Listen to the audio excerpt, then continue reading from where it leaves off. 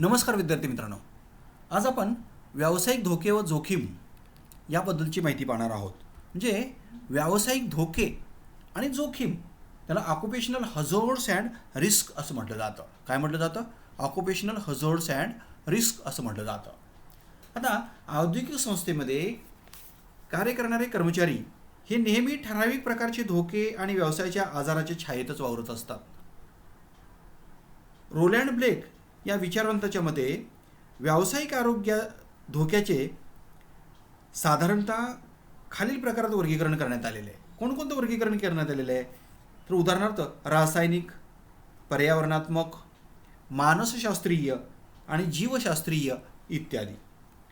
रासायनिक पदार्थांच्या मध्ये carbon monoxide, carbon dioxide, nitrogen oxide, sulphur dioxide, hydrocarbons, ozones, sulphur, sulphur acid, acetic acid, fumaric acid व tannic acid, limes व alkalis इत्यादींचा ज्यावेळी मानवी शरीराशी प्रत्यक्ष संबंध येतो किंवा श्वासोच्छ्वासाच्या द्वारे ते शरीरामध्ये प्रवेश करतात त्यावेळी मानवी आरोग्याला इजा पोचते आणि त्याचे परिणाम फार भयंकर होतात. कामगारांच्या श्वासोच्छ्वासास, त्यांच्या आजारांना, त्याचबरोबर त्यांच्या त्वचेच्या आजारांना, हृदयरोगांना, कॅन्सर, ॲलर्जी, मेंदूविषयक आजार इत्यादी प्रकारच्या रोगांना सामोरं जावं लागतं. त्यामुळं त्यांचं मोठं शारीरिक आणि मानसिक, आर्थिक, कौटुंबिक स्वरूपाचं नुकसान होऊ शकतं. त्याची प्रतिकूल परिणाम त्याच्या शरीरावर, त्याच्या आरोग्यावर आणि त्याच्या आयुष्यावर होत असतो. या सर्व कारणांमुळं उद्भवणारे रोग किंवा अशक्तपणा हा अतिशय गंभीर स्वरूपाचा, तीव्र स्वरूपाचा असतो. असे रोग दीर्घकालीन बरे न होणारे असतात. अशा रोगांचा शेवट हा कामगारांच्या मृत्यूमध्ये होतो. अशा रोगांची लक्षणे लवकर निदर्शनास येत नसल्यामुळे त्यांची त्वरित निदान करण्याची परिस्थिती नसते आणि अशा पद्धतीचं त्वरित निदान करणं आणि त्याविरुद्ध प्रभावी उपाययोजना करणं हेही शक्य होत नाही.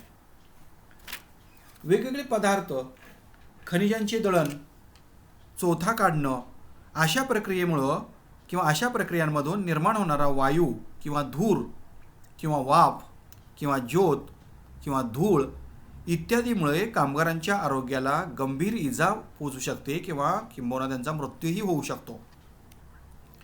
कोळसा खाणीमध्ये काम करणाऱ्यांना फुफ्फुसांचे आजार होण्याची दाट शक्यता असते.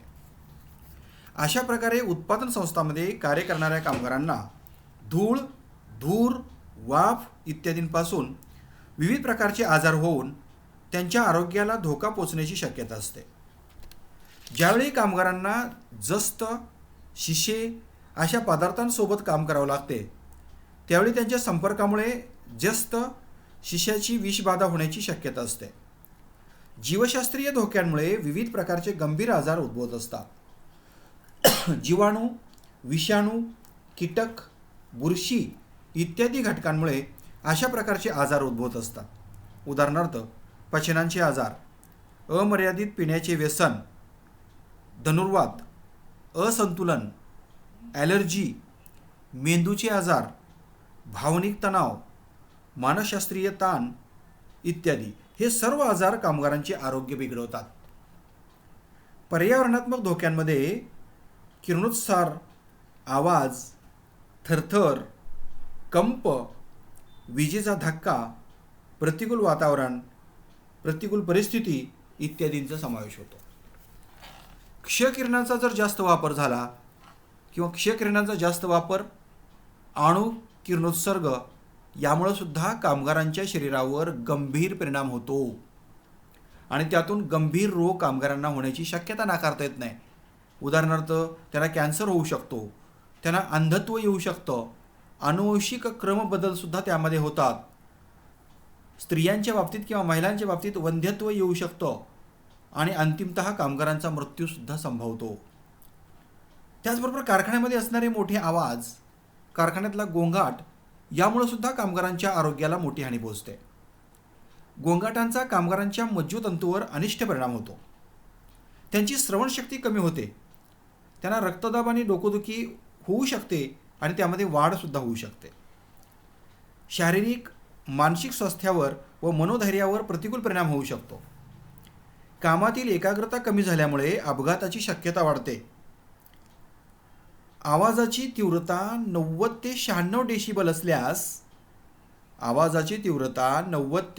डेसिबल असल्यास श्रवणशक्तीवर परिणाम होण्याची शक्यता असते व तीव्रता 125 ते 130 डेसिबल असल्यास श्रवणेंद्रिये इजा पोचण्याची, म्हणजे अशी जी काही श्रवणेंद्रिये असतात, कानाची जी काही इंद्रिये असतात, त्यांना इजा पोचण्याची आणि श्रवणशक्ती त्यांची कायमची नष्ट होण्याची सुद्धा शक्यता असते. थरथर आणि कंप यामुळे सुद्धा रक्तवाहिन्या, हाताच्या पायाच्या सांध्यांना इजा पोचू शकते. अगदी लहान थरथराटसुद्धा, उदाहरणार्थ विशिष्ट वाहनातील, बोटीतील, विमानातील इत्यादीमुळे सुद्धा अपचनाचे त्रास होऊ शकतात. आता या ठिकाणी व्यावसायिक आजार किंवा रोग कोणते असतात हाही भाग आपण या ठिकाणी लक्षात घेतला पाहिजे. आता वातावरणामध्ये औद्योगिक विषारी आणि बिनविषारी वायू, धूळ, धूर आणि भौतिक परिस्थितीमुळं व्यावसायिक आजार हे उद्भवतात, लक्षात घ्या तुम्ही. आणि त्यामुळं औद्योगिक विषारी आणि बिनविषारी वायू आणि धूर यामुळं उत्पादन प्रक्रियेमधील कच्चा माल, वस्तू, पदार्थ, उत्पादने, कचरा इत्यादी ठराविक मात्रेपेक्षा जर जास्त प्रमाणात कर्मचाऱ्यांच्या शरीरात गेले, म्हणजे हे सगळ्या गोष्टी जर विशिष्ट प्रमाणापेक्षा जर जास्त कर्मचाऱ्यांच्या किंवा कामगारांच्या शरीरात गेले तर त्यामुळे त्यांना धोकादायक आजार उद्भवतात. उदाहरणार्थ जस्त, शिशे यांच्या सतत संपर्कात असणारे, म्हणजे रंगारी किंवा प्लंबर असतील, अशा कामगारांना विविध प्रकारच्या आजारांना सामोरं जावं लागतं. उदाहरणार्थ उलटी होणं, पोटात वेदना येणं, स्नायू आणि सांध्यांचे आजार निर्माण होणं, रक्तक्षय होणं, भूक न लागणं, पोटात कळ येणं, मळमळ करणं, अशा पद्धतीचे आजारसुद्धा शेवटी कामगारांना होऊ शकतात आणि त्यामध्येच त्यांची जीवनयात्रासुद्धा संपण्याची शक्यता नाकारता येत नाही. म्हणून कारखाना कायदा कलम 48 नुसार वेगवेगळ्या प्रकारचे व्यावसायिक आजार त्या ठिकाणी होत असतात आणि अशा आजारांची सुद्धा त्या ठिकाणी माहिती ही या ठिकाणी होणं गरजेचं असतं. मग आता आरोग्याला जी काही अशी धोके निर्माण होत असतात, या धोक्यांच्यापासून संरक्षण मिळालं पाहिजे.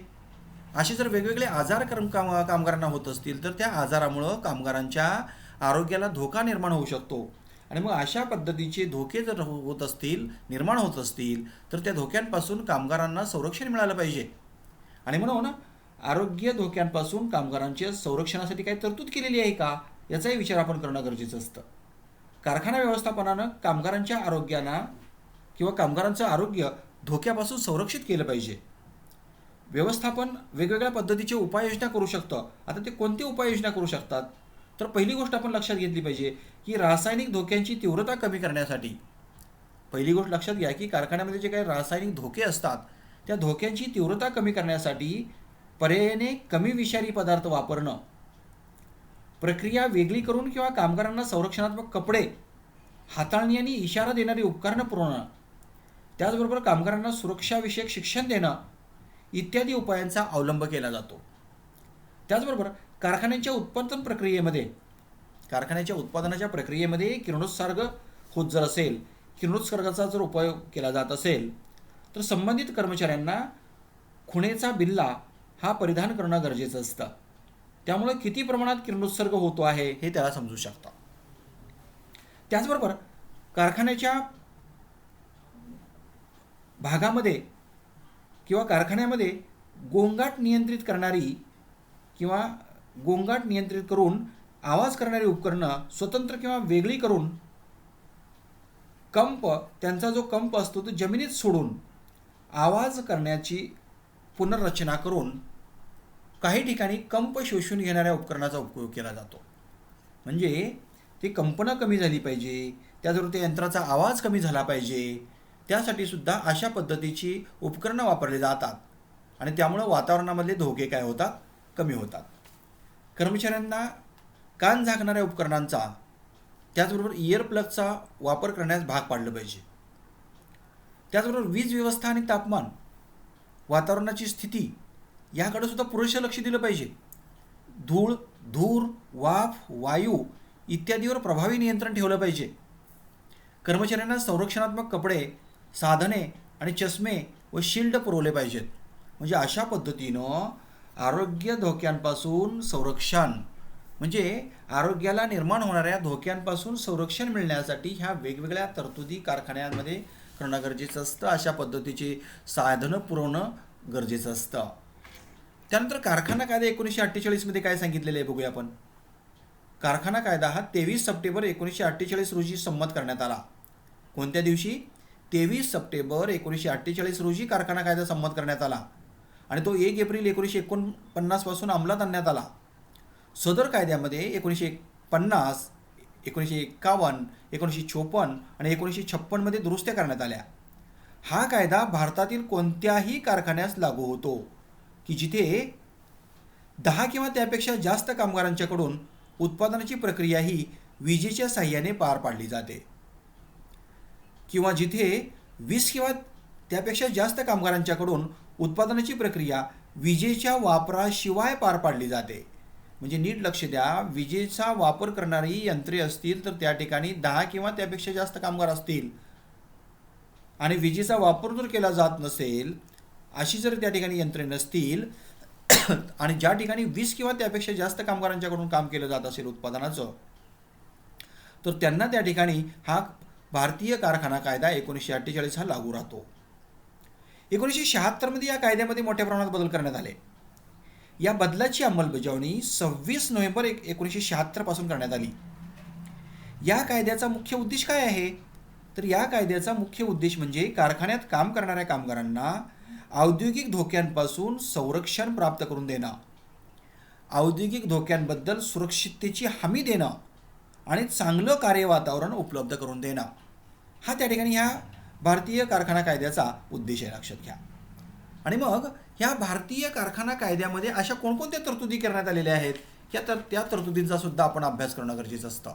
म्हणजे व्यावसायिक धोके आणि जोखमी टाळण्यासाठी भारतीय कारखाना कायद्यामध्ये अशा कोणकोणत्या महत्त्वाच्या तरतुदी करण्यात आलेल्या आहेत, त्याचाही विचार करणं गरजेचं असतं.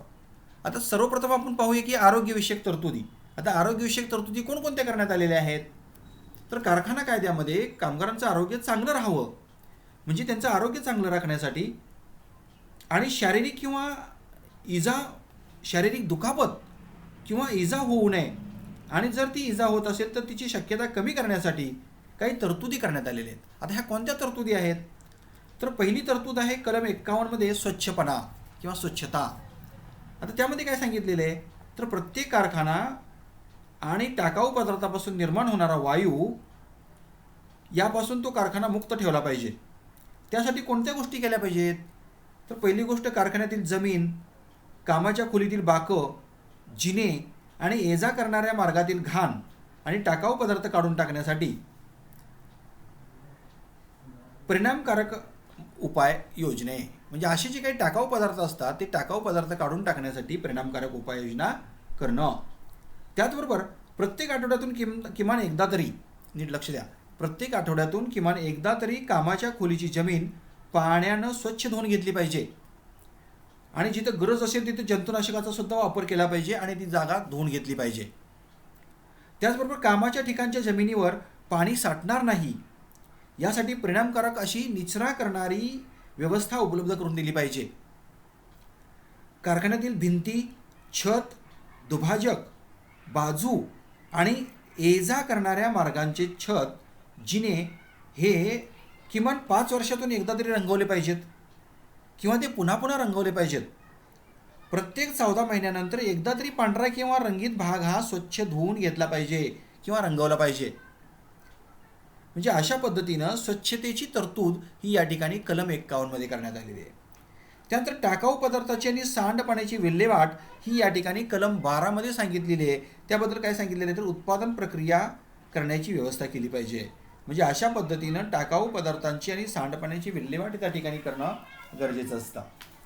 त्यानंतर वायुविजन आणि तापमान हे कलम 13 मध्ये सांगितलेलं आहे. आता त्याबद्दल सुद्धा तरतुदी हे अतिशय महत्त्वाचे आहेत. कारखान्यातील कामाच्या खोलीत परिणामकारक आणि योग्य रीतीनं त्या ठिकाणी वातावरण निर्माण केलं पाहिजे आणि सुरक्षितता त्या ठिकाणी कामगाराला प्राप्त झाली पाहिजे आणि अशा पद्धतीची तरतूद त्या ठिकाणी केली पाहिजे. उदाहरणार्थ आता त्या ठिकाणी तुमच्या लक्षात आलेलं असेल की ही तरतूद अतिशय महत्त्वाची असते. लक्षात घ्या. म्हणजे सुरक्षेविषयक तरतुदीमध्ये हा एक भाग हा अतिशय आपण लक्षात घेतला पाहिजे. आणखी काय केलं पाहिजे तर पुरेशा प्रमाणात स्वच्छ हवा, पुरेशा प्रमाणामध्ये स्वच्छ, शुद्ध आणि ताजी खेळती हवा राहील यासाठी वायू विजण्याची व्यवस्था केली पाहिजे. त्याचबरोबर कामाच्या खोलीमध्ये योग्य तापमान राहील याची काळजी घेतली पाहिजे की ज्यामुळं कामासाठी योग्य वातावरण निर्माण होतं. म्हणजे अशा पद्धतीनं त्या ठिकाणी रचना केली पाहिजे की ज्यामुळं तापमान वाढणार नाही किंवा ते तापमान किमान राहील अशी परिस्थिती निर्माण केली पाहिजे. कारखान्यामध्ये उत्पादन प्रक्रियेसाठी किंवा उत्पादन प्रक्रियेमध्ये कामाच्या स्वरूपामुळे अपेक्षेपेक्षा जास्त तापमान निर्माण होणार नाही ना याची त्या ठिकाणी काळजी घेतली पाहिजे. त्यानंतर कलम 14 मध्ये त्या ठिकाणी आरोग्यविषयक तरतुदीमध्ये आपण लक्षात घेतलं पाहिजे की धूळ आणि धूर याच्याबद्दलची काही तरतूद केलेली आहे. पहा कलम 14 मध्ये. म्हणजे कामाच्या खोलीमध्ये धूळ आणि धूर जर निर्माण होत असेल तर ती निर्माण होण्यासाठी प्रतिबंध होईल किंवा ती साठणार नाही अशा पद्धतीची उपाययोजना केली पाहिजे. आणि ज्यासाठी म्हणजे ज्या ठिकाणी धूळ आणि धूर निर्माण होतो अशा ठिकाणाजवळ धूळ किंवा धूर बाहेर फेकणारी यंत्रणा बसवली पाहिजे. म्हणजे ज्या ठिकाणी अशा पद्धतीची धूळ किंवा धूर निर्माण होत असते त्या ठिकाणी एक्झॉस्ट सिस्टीम त्या ठिकाणी असली पाहिजे थोडक्यामध्ये. त्यानंतर पुढची तरतूद आपण लक्षात घ्यायची आहे की कारखान्याच्या आतील बाजूस जर धूर निर्माण होत असेल, अशी जर यंत्र जर असतील तर ती यंत्र कारखान्याच्या आतील बाजूला बसवू नयेत किंवा ती चालवू नयेत किंवा त्यासाठी बाहेरच्या हवेत धूर फेकणारी यंत्रणा त्या ठिकाणी बसवली पाहिजे.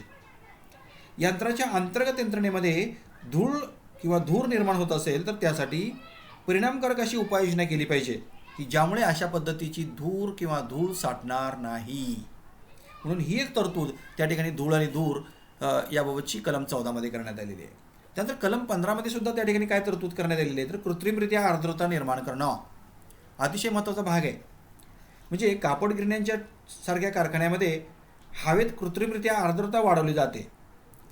ही कृत्रिमरित्या आर्द्रता निर्माण करण्यासाठी काय विशिष्ट अशी पद्धती ठरवून दिलेली असते, त्या पद्धतीचा वापर केला पाहिजे. कारखान्यातील हवेतील आर्द्रता ठरवून दिलेल्या मर्यादेमध्ये ठेवली पाहिजे. त्याचबरोबर कृत्रिमरित्या आर्द्रता निर्माण करण्यासाठी सार्वजनिक पाण्याचा स्रोत किंवा अन्य पिण्याच्या पाण्याचा वापर केला पाहिजे. कारखान्यातील आर्द्रता ठरवण्यासाठी किंवा मोजण्यासाठी ठरवून दिलेल्या चाचणीने मोजली पाहिजे आणि त्याची नोंद विशिष्ट पद्धतीने ठेवली पाहिजे. म्हणजे अशा पद्धतीनं कृत्रिमरित्या आर्द्रता निर्माण करणं हे कलम 15 मध्ये आरोग्यविषयक तरतुदीमध्ये करण्यात आलेले आहे. पहा. त्यानंतर जादा गर्दी ही कलम 16 मध्ये सांगितलेली आहे. पहा. म्हणजे कारखान्यामधल्या कोणत्याही खोलीमध्ये जादा गर्दी होणार नाही याची दक्षता घेतली पाहिजे. कारखाना कायदा अस्तित्वात येण्यापूर्वी कारखान्यामध्ये प्रत्येक कर्मचाऱ्याला 350 घनफूट जागा असली पाहिजे होती आणि कारखाना कायदा अस्तित्वात आल्यानंतर ती जागा किती सांगितलेली आहे 500 घनफूट त्या ठिकाणी असली पाहिजे प्रत्येक कामगारांच्यासाठी. त्याचबरोबर कारखान्यातील जागा ठरवण्यासाठी जमिनीपासूनची उंची 14 फूट किंवा त्यापेक्षा अधिक असेल तर ती मोजताना विचारात घेऊ नये. 14 फुटापेक्षा जास्त उंची विचारातच घ्यायची नाही, मी सांगितलं तुम्हाला. त्याचबरोबर प्रकाश व्यवस्था ही कलम 17. आता कलम 17 मध्ये प्रकाश व्यवस्था त्या ठिकाणी सांगितलेली आहे. कारखान्यातील कामाच्या जागा आणि ये जा करणाऱ्या जागा ज्या असतात ते पुरेशा प्रमाणामध्ये नैसर्गिक किंवा कृत्रिम प्रकाशाची व्यवस्था केली पाहिजे. कारखान्यातील खिडक्यांच्या काचा आणि छतावरील नैसर्गिक प्रकाश व्यवस्था ही निर्माण करणारी व्यवस्था आतून आणि बाहेरून दोन्ही बाजूने स्वच्छ ठेवली पाहिजे. खिडक्याच्या काचा आपण आतनं पुसतो, बाहेरनं नाही पुसत, तसं नाही पाहिजे. आतून आणि बाहेरून त्या काचा सुद्धा काय केल्या पाहिजे, स्वच्छ केल्या पाहिजेत. त्याचबरोबर डोळ्यावर ताण कमी करण्यासाठी आणि अपघाताचा धोका कमी करण्यासाठी चकचकीतपणा आणि सावली टाळण्यासाठी प्रतिबंध केला पाहिजे. म्हणजे प्रकाश व्यवस्थेमध्ये हाही अतिशय महत्त्वाचा भाग असतो. पहा.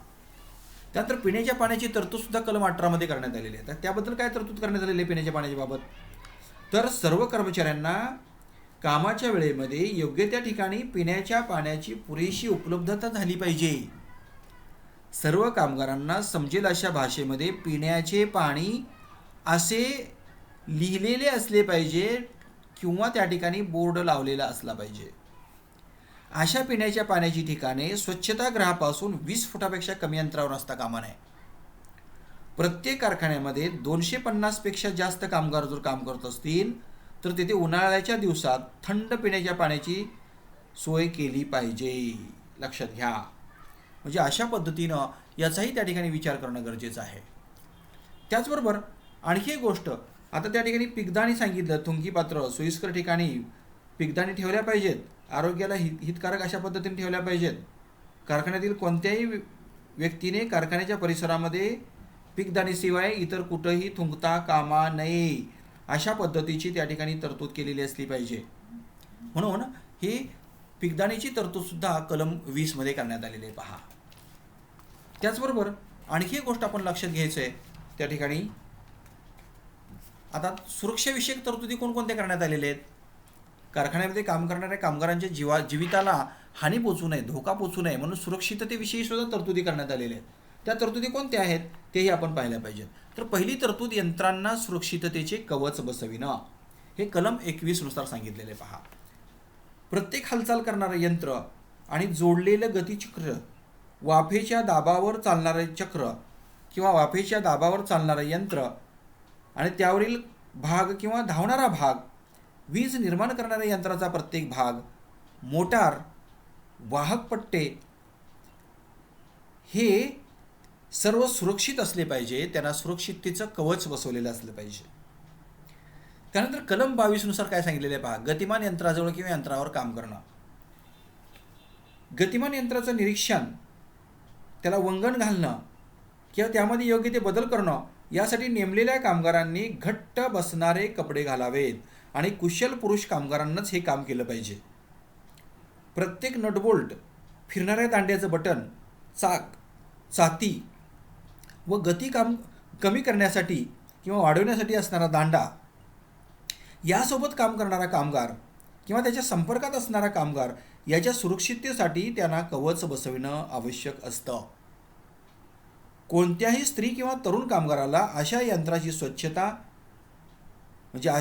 स्वच्छता करणं, त्याला वंगण घालणं किंवा ते हाताळण्यासाठी नेमणूक करू नये, त्यांना परवानगी देऊ नये. म्हणजे गतिमान यंत्राजवळ किंवा यंत्रावर काम करण्यासाठीची ही तरतूद आहे कलम 22 नुसार.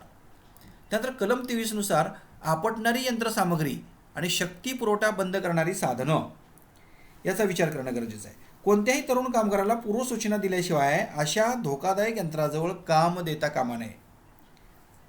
लक्षात घ्या. किंवा त्याला योग्य ती काळजी घेण्यास सांगितलं पाहिजे आणि ते काळजी घेण्यासाठी खालील गोष्टी तिच्या निदर्शनाला आणून दिल्या पाहिजेत. अशा यंत्राचं त्याला पूर्ण प्रशिक्षण दिलेलं आहे का? नसेल तर त्याला प्रशिक्षण द्यावं.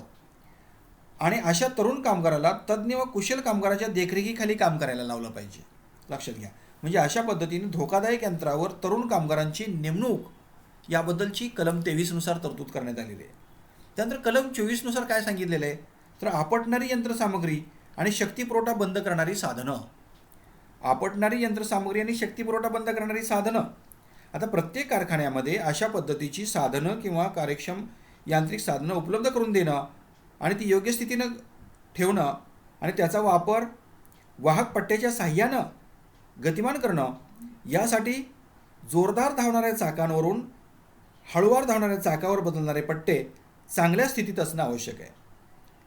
अशी साधनं किंवा यंत्र अशा रीतीनं बसवली पाहिजेत की ज्यामुळं वेगाने धावणाऱ्या चाकावर पुन्हा परत ते वाहक पट्टे सरकणार नाहीत, अशा स्थितीत ते ठेवले पाहिजेत. यंत्र जेव्हा बंद असेल त्यावेळी त्यावरील वाहक पट्टे धावणाऱ्या चाकावरून उतरून ते काढून ठेवले पाहिजेत. कारखान्याच्या प्रत्येक कामाच्या खोलीत इंधन किंवा विद्युत शक्ती पुरवठा करणाऱ्या यंत्रातून होणारा पुरवठा हा आणीबाणीच्या काळात बंद करणारं यंत्र सुस्थितीत असलं पाहिजे. म्हणजे विद्युत पुरवठा बंद करणारं यंत्र म्हणजे आणीबाणीच्या काळामध्ये विद्युत पुरवठा बंद करणारं यंत्रसुद्धा चांगल्या अवस्थेमध्ये असलं पाहिजे. ते यंत्र बंद स्थितीमधून चालू स्थितीमध्ये आणण्यासाठी कुलूप घालून सुरक्षित स्थितीत ठेवून अशा यंत्राला अपघात प्रतिबंध करावा. म्हणजे हे जे काही विद्युत पुरवठा करणारं जे बंद करणारं यंत्र असतं त्याला कुलूप घातलं पाहिजे, नाहीतर नकळत कोणीतरी खोडसाळपणा करू शकतं. काम चालू असतानाच नेमकं ते बटन बंद करायचं आणि अशा पद्धतीने कामामध्ये व्यत्यय आणायचा. आणि त्यासाठी ते यंत्र, असं जे काही बंद करणारं यंत्र असतं ते बंद स्थितीमध्ये असून त्याला कुलूप घातलं पाहिजे. त्याचबरोबर 5वी तरतूद करण्यात आलेली स्वयंचलित यंत्राची कलम 25 मध्ये कोणत्याही कारखान्यामध्ये स्वयंचलित यंत्राचा वरून जाणारा भाग किंवा त्यातील साहित्य वाहून नेणारे यंत्र त्यामधील जागेतून कोणत्याही व्यक्तीने ये जा करू नये. तसेच स्थिर साहित्यापासून त्यातील अंतर 45 सेंटीमीटर किंवा सर्व बाजूने सोडलेले असावे. 45 सेंटीमीटर अंतर हे सर्व बाजूने सोडलेलं असलं पाहिजे. त्यानंतर पुढची तरतूद करण्यात आलेले नवीन यंत्रांना आच्छादन घालणं. नवीन यंत्रांना आच्छादन. कारखाना कायदा अस्तित्वात आल्यानंतर विद्युत शक्तीवर चालणाऱ्या आणि बसवणाऱ्या किंवा विद्युत शक्तीवर बसवलेल्या यंत्रांना त्या ठिकाणी आच्छादन करण्याची तरतूद करण्यात आलेली आहे. सुरक्षित आच्छादन करणं हे गरजेचं आहे. त्याचबरोबर कापूस यंत्रात घालण्याच्या बाजूस स्त्री किंवा बाल कामगारांना कामावर ठेवण्यास मनाई ही कलम 27 नुसार आहे. म्हणजे कापूस यंत्रामध्ये घालण्याच्या बाजूला स्त्री किंवा बाल कामगारांची नियुक्ती करता कामा नये. जर कापूस यंत्रात घालण्याची बाजू व बाहेर पडण्याची बाजू यामध्ये छतापर्यंत दुभाजक बसवलेले असतील आणि कारखाना निरीक्षकाने लेखी परवानगी दिलेली असेल तरच स्त्री आणि बाल कामगारांना अशा यंत्रात काम करता येतं किंवा अशा यंत्रावर काम करता येतं, लक्षात घ्या. म्हणून ही एक तरतूद अतिशय महत्त्वाची आहे. नंतर पुढची तरतूद आपण समजून घ्यायची आहे. दोरखंडाच्या साह्यानं उंच उचलणे आणि विजेचा पाळणा. प्रत्येक विजेचा पाळणा किंवा यारीच्या साह्यानं उंच उचलणारे यंत्र हे चांगल्या साहित्यानं बनवलेलं असलं पाहिजे. त्याची यांत्रिक बांधणी अधिक मजबूत असली पाहिजे. हे यंत्र सुस्थितीत ठेवलेले असलं पाहिजे आणि त्याची अधिकृत व्यक्तीकडून किमान 6 महिन्यातून एकदा तरी तपासणी करून घेतली पाहिजे आणि त्या तपासणीच्या नोंदी ह्या नोंद वहीमध्ये ठेवल्या पाहिजेत. त्याचबरोबर प्रत्येक यारीनं वर उचलणाऱ्या यंत्रमार्गामध्ये किंवा विजेच्या पाळणा मार्गामध्ये पुरेशी सुरक्षिततेसाठी फाटकं बसवलेली असली पाहिजेत आणि असे सुरक्षिततेचे फाटक योग्य रीतीने बांधलेले असले पाहिजेत की ज्यामुळं ये जा करणाऱ्या व्यक्ती अथवा साहित्याची ने-आण करण्यास मनाई असली पाहिजे. अशा विजेच्या पाळण्याची अथवा यारीच्या कमाल वजन उचलण्याची क्षमता म्हणजे त्याच्यावर किती कमाल भार उचलण्याची क्षमता किती आहे ती सुद्धा स्पष्ट लिहिलेली असली पाहिजे. त्यापेक्षा जास्त वजन घालण्यास आळा बसावा. यारी किंवा विजेचा पाळणा चालवणाऱ्या व्यक्तीचं ठिकाण हे सर्व बाजूनी बंदिस्त असलं पाहिजे आणि सर्व बाजूनी त्यावर जमिनीस उतरता यायला पाहिजे अशी सोय असली पाहिजे. प्रत्येक फाटक हे अशा पद्धतीने बंदिस्त असलं पाहिजे की ते जोपर्यंत जमिनीवर फाटक उघडे आहे तोपर्यंत ते चालू होणार नाही किंवा जोपर्यंत फाटक बंद केले जात नाही तोपर्यंत ते चालू होणार नाही. म्हणजे अशा पद्धतीची त्या ठिकाणी व्यवस्था असली पाहिजे. त्याचबरोबर कारखाना कायदा अस्तित्वात आल्यानंतर जर यारी किंवा विजेचा पाळणा बसवला असेल तर त्यासाठी जादा अटीची पूर्तता करणं गरजेचं आहे. पहा आता कोणत्या जादा अटी असतात तर जिथं अशा पद्धतीच्या दोरखंड किंवा चेनच्या साह्यानं पाळणा बांधायला सुरुवात केलेली असेल किंवा पाळणा बांधलेला असेल तर त्याला किमान 2 स्वतंत्र चैन किंवा दोरखंड असले पाहिजेत की ज्यामुळे पाळणा स्वतंत्ररित्या वजन सांभाळण्यास मदत होईल. असा पाळणा प्रभावी साधनाची सुस्थिती ठेवावी. म्हणजे अशा पाळणाची अवस्था अशी असली पाहिजे की ज्यामुळं कमाल जे काही वजन असतं हे कमाल वजन उचलताना चैन किंवा दोरखंड तुटल्यास त्याला त्या साधनाची मदत होईल आणि पाळणा अधिक वेगानं चालू नये यासाठी प्रभावी स्वयंचलित साधन बसवलं पाहिजे की ज्यामुळं त्यास प्रतिबंध होऊ शकतो, वेगाला प्रतिबंध होऊ शकतो. म्हणजे अशीही तरतूद ही दोरखंडाच्या साह्यानं आणि विजेच्या साह्यानं चालणाऱ्या पाळण्याच्या बाबतीत करण्यात आलेली आहे. पहा त्यानंतर पुढची तरतूद आपण पाहायची आहे की वर उचलण्यासाठी बसवलेली यंत्रे, साखळी आणि वर उचलण्यासाठीचे दोरखंड त्याबद्दलही तरतूद करण्यात आलेली आहे. याबद्दल काय सांगितलेलं आहे तर त्यासाठी यंत्राचे सर्व भाग, यंत्राचा व चाकाचा संबंध जोडणारे हे चांगल्या मालाने बनवलेले असले पाहिजेत. चांगल्या प्रकारानं हे भाग बनवलेले असले पाहिजेत. त्यांची बांधणी अतिशय मजबूत असली पाहिजे आणि ती योग्य शक्तीची असली पाहिजे. त्याचबरोबर यंत्रे अधिकृत आणि तज्ज्ञ व्यक्तीकडून किमान वर्षातून एकदा तरी काळजीपूर्वक तपासली पाहिजेत आणि ती सुस्थितीत ठेवली पाहिजेत. प्रत्येक वर उचलणारे यंत्र, साखळी आणि दोरखंड याची वजन उचलण्याची क्षमता त्यावर लिहिलेली असावी आणि क्षमतेपेक्षा जास्त वजन घालू नये याची संबंधित अधिकाऱ्याकडून दक्षता घ्यावी. म्हणजे अशा पद्धतीची तरतूद ही यामध्ये करण्यात आलेली आहे कलम 29 मध्ये. त्यानंतर फिरणारी यंत्रे याची तरतूद करण्यात आलेली आहे कलम 30 मध्ये. आता यामध्ये काय सांगितलेलं आहे तर फिरणारी यंत्रे किंवा घर्षण करणारी चाकं, दांड्याची गती, दांड्यावरील बसलेली चाकं इत्यादीसाठी कायम स्वरूपाचे सूचना फलक लावले पाहिजेत. म्हणजे जी यंत्र फिरतात, जिथं घर्षण होतं, दांड्याची गती ज्या ठिकाणी बसवलेली असते तर त्या ठिकाणी सूचना फलक असले पाहिजेत की ज्यामुळे यंत्राच्या फिरण्याच्या आवाजाचा स्पष्ट उल्लेख त्यामध्ये असला पाहिजे. त्यानंतर पुढची तरतूद आपण पाहिजे दाब यंत्र. आता दाब यंत्राची तरतूद ही कलम 31 मध्ये करण्यात आलेली आहे. वातावरणातील दाबापेक्षा जास्त दाबानं वापरली जाणारी यंत्र किंवा यंत्रणा त्याची सुरक्षित दाबापेक्षा जास्त दाबानं वापरली जाणार नाहीत ना, यासाठी खात्री केली पाहिजे आणि त्याची तरतूद कलम 31 मध्ये करण्यात आलेली आहे. त्यानंतर जमीन, जिने आणि ये जा करणाऱ्यासाठीची साधनं, जमीन, जिने आणि ये जा करण्यासाठीची साधनं याची तरतूद कलम 32 मध्ये करण्यात आलेली आहे. पहा आता त्यामध्ये काय सांगितलेलं आहे तर सर्व जमीन, जिने, पायऱ्या, ये जा करण्याची जागा योग्य प्रकारे बांधलेली असली पाहिजे, त्याची योग्य ती देखभाल ठेवली पाहिजे, ते सर्व अडथळ्यापासून मुक्त केले पाहिजेत आणि जिन्यांवर आधारासाठी रेलिंग उपलब्ध करून दिले पाहिजेत. कोणतेही जिने रेलिंगच्या विना असू नयेत. सर्व जिन्यांना रेलिंग हे उपलब्ध करून दिलेच पाहिजेत. अशा पद्धतीची तरतूद ही या ठिकाणी कलम 32 मध्ये करण्यात आलेली आहे. त्यानंतर पुढची तरतूद आपण पाहिजे जमिनीवरचे खड्डे, जमिनीवरील द्रवपदार्थ गाळणं. म्हणजे अशा पद्धतीची द्रवपदार्थ गळत असतात किंवा जमिनीवर खड्डे पडलेले असतात त्याबद्दलची तरतूद कलम 33 मध्ये करण्यात आलेली आहे. पहा आता ज्या ठिकाणी जमिनीवर द्रवपदार्थ गळतो ती जागा सुरक्षित कवच लावून सुरक्षित केली पाहिजे. द्रवपदार्थ गळणारी जी जागा असते त्या ठिकाणी सुरक्षित कवच लावलं पाहिजे आणि ती जागा सुरक्षित केली पाहिजे. ज्या ठिकाणी खड्डा असतो त्या ठिकाणी सुद्धा सुरक्षित झाकण केलं पाहिजे आणि ती जागा संरक्षित केली पाहिजे. त्यानंतर पुढची तरतूद करण्यात आलेली आहे कलम 34 मध्ये. आता कलम 34 मध्ये काय सांगितलेलं आहे तर जादाचं वजन. कारखान्यामध्ये वजन उचलणं, ओझं वाहून नेणं यासारख्या कामामुळे दुखापत होईपर्यंत दुर्लक्ष करू नये. त्या कामामुळे दुखापत होऊ नये यासाठी कोणत्याही व्यक्तीची नियुक्ती त्यामध्ये करू नये जादा वजन उचलण्यासाठी. त्यानंतर डोळ्याची सुरक्षितता कलम 35 मध्ये आपण विचारात घेतली पाहिजे. डोळ्याच्या सुरक्षिततेसाठी जे जे कामगार वेल्डिंग यंत्रावर काम करतात किंवा बारीक कण उडतात अशा ठिकाणी काम करतात त्यांना त्यासाठी गॉगल किंवा डोळ्यासमोरील सुरक्षिततेचे आवरण त्या ठिकाणी वापरण्यास परवानगी द्यावी किंवा वापरण्यासाठी त्यांना उपलब्ध करून द्यावं. गॉगल सुद्धा उपलब्ध करून द्यावेत. अशा पद्धतीची तरतूद ही या ठिकाणी कलम 35 मध्ये पहा. त्यानंतर धोकादायक धुरापासून योग्य खबरदारी घेणं. कोणत्याही व्यक्तीला चेंबर, टाकी, नळ किंवा अशा प्रकारची जागा की ज्यातून धोकादायक धूर बाहेर पडतो त्या ठिकाणी योग्य आकाराचं मेनहोल उपलब्ध करून द्यावं. कोणत्याही व्यक्तीला अशा जागेमध्ये प्रवेश करू देऊ नये जोपर्यंत त्या ठिकाणी धूर, धूळ, वायू, वाफ हे काढण्यासाठी योग्य प्रकारची उपाययोजना केलेली नाही तोपर्यंत.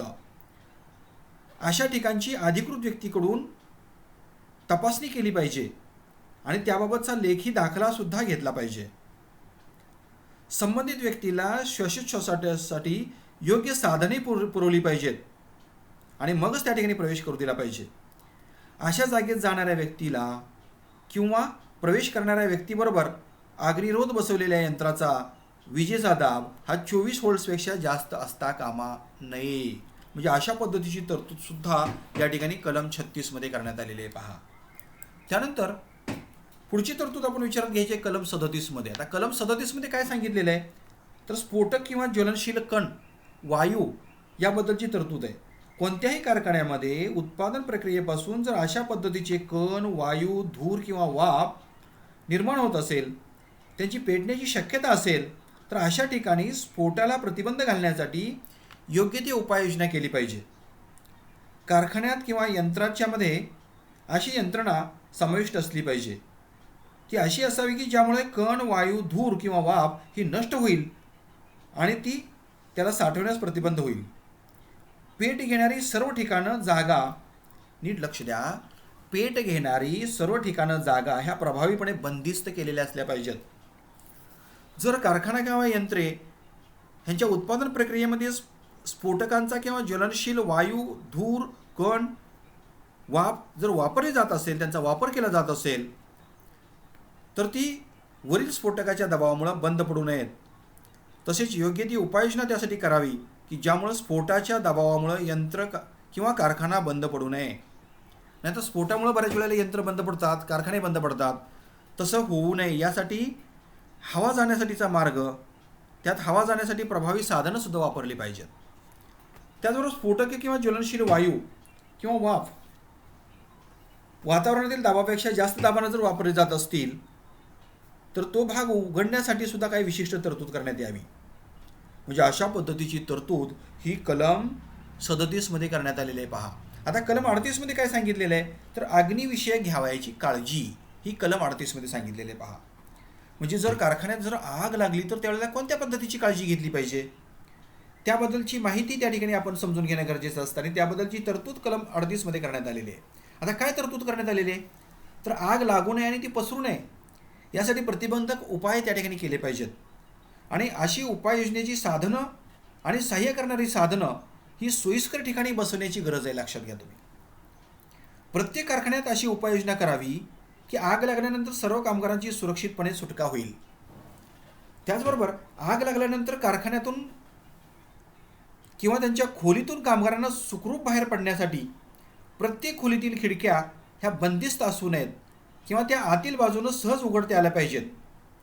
आणीबाणीच्या प्रसंगी कामगारांना बाहेर पडता यावं यासाठी सुरक्षित पद्धतीनं बाहेर पडण्याचा मार्ग तयार केला पाहिजे. या मार्गावर कामगारांना समजेल अशा भाषेमध्ये बाहेर पडण्याचा मार्ग अशी सूचना त्या मार्गिकेवर लावली पाहिजे. लक्षात घ्या तुम्ही. आग लागल्यानंतर सर्व कामगारांना सूचना मिळावी यासाठी प्रभावी साधनांच्या साहाय्यानं सूचना दिली जावी. त्याचबरोबर आग लागल्याच्या वेळी बाहेर पडण्याच्या मार्गामध्ये कोणतेही अडथळे असू नयेत किंवा निर्माण केले जाऊ नयेत. म्हणजे अशा पद्धतीची तरतूद ही या ठिकाणी कलम 38 मध्ये घेतलेली आहे. पहा त्यानंतर कलम 39 मध्ये काय सांगितलेलं आहे तर दोषयुक्त भागावर विशिष्ट अधिकाऱ्याची गरज किंवा स्थिरतेची चाचणी. जर कारखाना निरीक्षकाला कारखान्याचे बांधकाम किंवा त्यासाठी काही भाग किंवा त्यातील काही भाग किंवा त्यातील काही मार्ग किंवा यंत्रे किंवा कारखान्यातील यंत्रणा ही मानवी जीवनास जर धोकादायक असे वाटत असेल किंवा असुरक्षित आहे असं जर वाटत असेल तर त्याबाबत व्यवस्थापक, मालक किंवा ह्या दोघांनाही लेखी स्वरूपाचा आदेश दिला पाहिजे आणि तोही विशिष्ट तारखेपूर्वी. बांधकाम, मार्ग, यंत्रे किंवा यंत्रणा याच्या सुरक्षिततेसाठी त्याची रचना विशिष्ट बाबतची असली पाहिजे. त्याचबरोबर कारखाना निरीक्षकानं दिलेल्या आदेशाप्रमाणे विशिष्ट चाचणी घडवून आणली आहे की नाही आणि त्याचे परिणाम काय झालेले आहेत हे लेखी स्वरूपामध्ये कळवलं पाहिजे.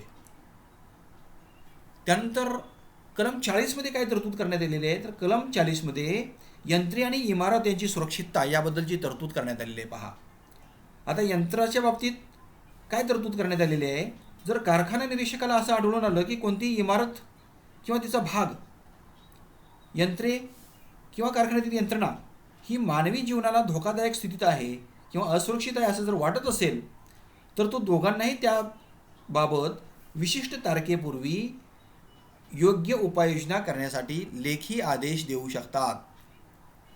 जर कारखाना निरीक्षकाला असं वाटलं की इमारत, त्यातील काही भाग, यंत्रे किंवा कारखान्यातील यंत्रणा ही मानवी जीवनास धोकादायक स्थितीत आहे असं जर वाटत असेल तरीसुद्धा तो व्यवस्थापनाला किंवा मालकांना किंवा दोघांनाही लेखी आदेश देऊन त्याबद्दल वापरण्याची मनाई करू शकतो.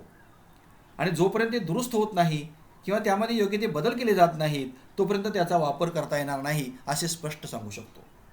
आणि अशी तरतूद ही कलम 40 मध्ये सांगितलेली आहे. पहा त्यानंतर इमारतीची देखभाल याच्याबद्दलची तरतूद ही कलम 40A मध्ये आहे. पहा आता जर कारखाना निरीक्षकाला असं वाटलं की कोणती इमारत किंवा त्याची काही भाग पुनर्दुरुस्तीसाठी आलेला आहे किंवा तो दुरुस्त केला पाहिजे आणि जर तो दुरुस्त केला नाही तर कामगारांच्या आरोग्याला किंवा कल्याणाला धोका पोहोचेल तर त्यावेळेला तो दोघांनाही त्यासाठी लेखी स्वरूपात आदेश देऊ शकतो किंवा सूचना देऊ शकतो.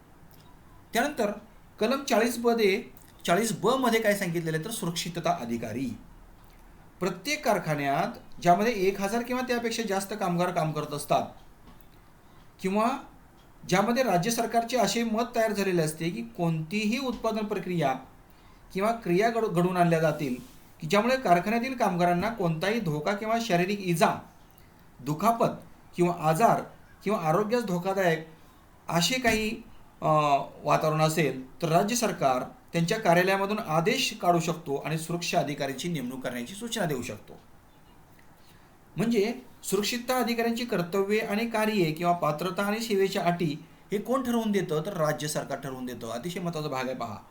म्हणजे सुरक्षितता अधिकाऱ्यांची कार्ये कोणती असतात, त्याची कर्तव्ये कोणती असतात, त्याची शैक्षणिक पात्रता काय आहे, त्याचबरोबर त्याच्या सेवेच्या अटी कोणत्या आहेत, हे कोण ठरवतं तर राज्य सरकार ठरवतं, हे विसरू नका.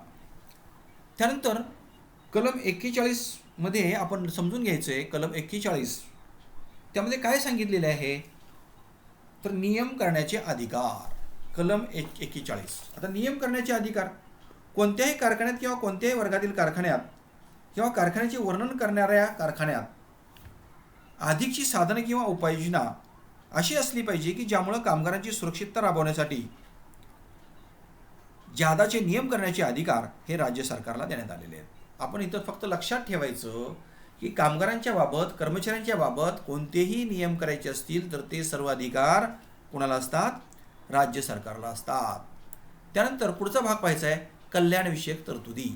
आता कामगारांच्या कल्याणविषयक कोणकोणत्या तरतुदी असतात त्याही तरतुदींचा आपण या ठिकाणी अभ्यास करणं गरजेचं आहे. आता या ठिकाणी आपण पहिली गोष्ट लक्षात घेतली पाहिजे, कपडे धुण्याची जागा, कपडे धुण्याची सुविधा. स्त्री किंवा पुरुष कामगारांच्यासाठी अशा पद्धतीची सुविधा पुरेशा प्रमाणामध्ये उपलब्ध असली पाहिजे आणि त्या जागेची योग्य प्रकारे देखभाल सुद्धा केली पाहिजे. त्या सुविधेची योग्य प्रकारे देखभाल सुद्धा ठेवण्यात आलेली असली पाहिजे. त्याचबरोबर धुतलेले ओले कपडे आणि सुकलेले कपडे साठवण्यासाठी किंवा सुकवण्यासाठी सुविधा असली पाहिजे आणि कामगारांना कामाच्या वेळीस घालण्याचे कपडे ठेवण्याची योग्य ती जागा त्या ठिकाणी उपलब्ध करून दिली पाहिजे. म्हणजे ओले कपडे सुकवण्यासाठी आणि कामाची कपडे घालण्यासाठी अशा पद्धतीची जागा उपलब्ध करून दिली पाहिजे. त्यानंतर बैठकीची सुविधा पहा. म्हणजे कल्याणविषयक तरतुदीमध्ये काय असू शकतं तर बैठकीची सुविधा. ज्या कामगारांना उभे राहून काम करावे लागते त्यांच्यासाठी कामाच्या ठिकाणी बैठकीची सुविधा उपलब्ध करून दिली पाहिजे. उदाहरणार्थ त्यांना स्टूल दिले पाहिजेत उंचीचे, विशिष्ट उंचीचे, किंवा विशिष्ट उंचीच्या खुर्च्या त्या ठिकाणी त्यांना उपलब्ध करून दिल्या पाहिजेत की ज्यामुळं कामाच्या वेळी आणि कामाच्या ठिकाणी त्यांना बसण्याची संधी मिळेल. लक्षात घ्या. नाहीतर सातत्यानं उभं राहिलं तर त्याचा परिणाम हा कामाच्या प्रमाणावर होऊ शकतो आणि कामाच्या दर्जावर सुद्धा होऊ शकतो आणि त्याचबरोबर कामाबरोबर तर त्या ठिकाणी त्यांच्या आरोग्यावर सुद्धा परिणाम होऊ शकतो. आणि म्हणून बैठकीची सुविधा ही त्या ठिकाणी कल्याणविषयक तरतुदीमध्ये आपण समजून घेणं गरजेचं आहे. त्याचबरोबर प्रथमोपचाराची साधनं कामाच्या वेळेत सर्वांना सहज उपलब्ध होतील अशा पद्धतीची साधनं त्या ठिकाणी उपलब्ध करून दिली पाहिजेत. प्रथमोपचाराची प्रत्येक 150 कामगारांच्यासाठी एक प्रथमोपचार पेटी उपलब्ध करून दिली पाहिजे. त्याचबरोबर उपहारगृह ज्या कारखान्यामध्ये 250 किंवा त्यापेक्षा जास्त कामगार काम करत आहेत तिथे उपहारगृह उपलब्ध करून दिली पाहिजेत आणि त्यांची योग्य ती देखभाल सुद्धा उपहारगृहाची ठेवली पाहिजे. त्याचबरोबर विश्रांतीची खोली आणि जेवणाची खोली प्रत्येक कारखान्यात ज्या ठिकाणी 150 पेक्षा जास्त कामगार काम करत असतात तिथे पुरेशा प्रमाणात विश्रांतीची आणि जेवणाची खोली ही उपलब्ध करून दिली पाहिजे, ज्यामध्ये कामगारांनी स्वतः आणलेलं जेवण खाण्यासाठी तिथे पिण्याच्या पाण्याची सोय उपलब्ध करून दिली पाहिजे. कामगारांना वापरासाठी त्या उपलब्ध करून दिल्या पाहिजे जागा. कोणत्याही कामगाराला कामाच्या ठिकाणी जेवण घेण्यास परवानगी देऊ नये. अतिशय महत्त्वाची सूचना आहे. नंतर जेवत काम करायची ही पद्धती नसते. म्हणून कामाच्या ठिकाणी जेवण घेण्याची परवानगी देऊ नये. नाहीतर काही वेळेला काही जणांना सवय असते जेवत काम करायचं, काम करत जेवायचं. अशा पद्धतीची परवानगी त्या ठिकाणी देता कामा नये. त्यानंतर पाळणागृह ज्या कारखान्यामध्ये 30 किंवा त्यापेक्षा जास्त स्त्री कामगार सामान्यपणे काम करत असतात तिथे 6 वर्षापेक्षा लहान असणाऱ्या मुलांच्यासाठी योग्य पाळणागृहे उपलब्ध करून द्यावीत आणि त्यांची योग्य ती देखभाल ठेवावी. या पाळणागृहात प्रशिक्षित स्त्रीच्या देखरेखीखाली लहान व जन्मलेल्या मुलांची काळजी घेतली पाहिजे. म्हणजे त्या मुलांची काळजी घेण्यासाठी प्रशिक्षित त्या ठिकाणी अशा पद्धतीची स्त्री त्या ठिकाणी असली पाहिजे. त्यानंतर कल्याण अधिकाऱ्यांची नियुक्ती म्हणजे ज्या ठिकाणी 500 किंवा त्यापेक्षा जास्त कामगार काम करत असतात अशा कारखान्यामध्ये पुरेशा संख्येत कल्याण अधिकाऱ्यांची नियुक्ती केली पाहिजे. कल्याण अधिकाऱ्यांची कर्तव्ये, पात्रता आणि सेवेच्या अटी ह्या स्पष्ट असल्या पाहिजेत. म्हणजे अशा पद्धतीनं कामगार कल्याणविषयक तरतुदीमध्ये ह्या वेगवेगळ्या पद्धतीच्या 8 तरतुदी करण्यात आलेल्या आहेत. म्हणजे आपण ह्या वेगवेगळ्या तरतुदी आपण विचारात घेतल्या. पहिली तरतूद आपण घेतली कामगारांच्या आरोग्यविषयक तरतूद. त्यानंतर दुसरी तरतूद आपण अभ्यासली कामगारांच्या सुरक्षिततेविषयीची तरतूद.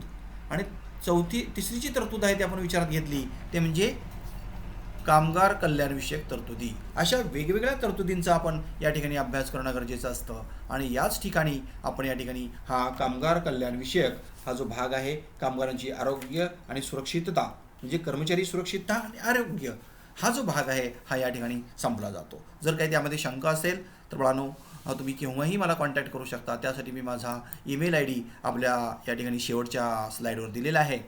जर काही शंका असेल तर तुम्ही ताबडतोब कॉन्टॅक्ट करू शकता. You can contact me immediately with the help of this email I D. Okay, thank you very much.